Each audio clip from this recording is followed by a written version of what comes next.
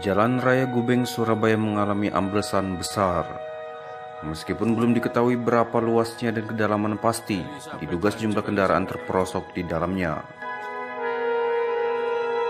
Titik lokasi yang ambles tersebut di depan Rumah Sakit Siloam, depan toko tas Elizabeth dan dekat gedung BNI Gubeng, Surabaya. Salah satu warga sekitar Tri mengatakan kejadian itu terjadi sekitar pukul 21.45 pada hari Selasa 18 Desember 2018. Mulanya terdengar suara gemuruh.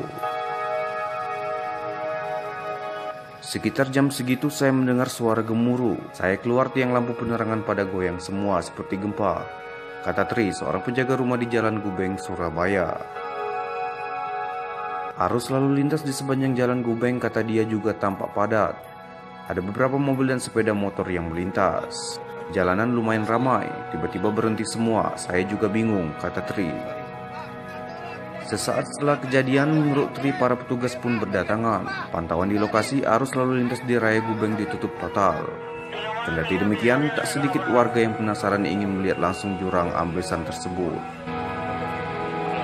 Hingga kini belum diketahui apa penyebab amblesnya Raya Gubeng tersebut.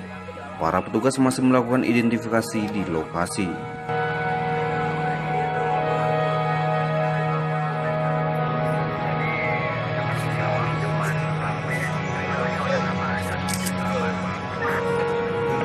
Elizabeth hancur.